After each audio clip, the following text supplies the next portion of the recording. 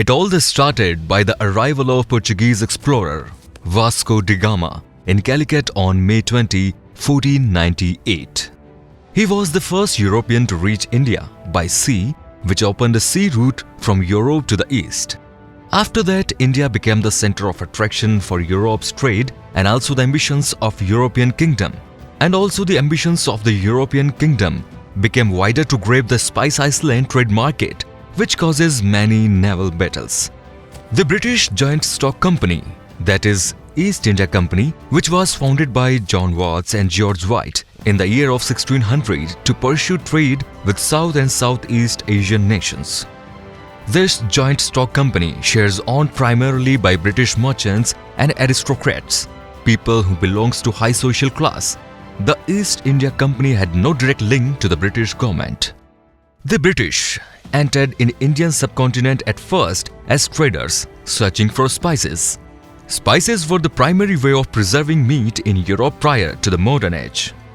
Then, having more modern and effective weapons, the subcontinent was brought into the empire at gunpoint. The British first landed on Indian subcontinental at the port of Surat, August 24, in the year of 1608 for the purpose of trade. But after 7 years, British got royal order to stabilize a factory at Surat under the leadership of Sir Thomas Roy. Later on, the East India Company also got similar permission from the Emperor of Vijayanagar to set up their second factory in Madras. During their period of trading company, that the entire Indian the subcontinental was distributed under various territorial kingdoms. Hence, they started thinking to concentrate on all the resources. By the 1750s, the East India Company began involving themselves in Indian politics.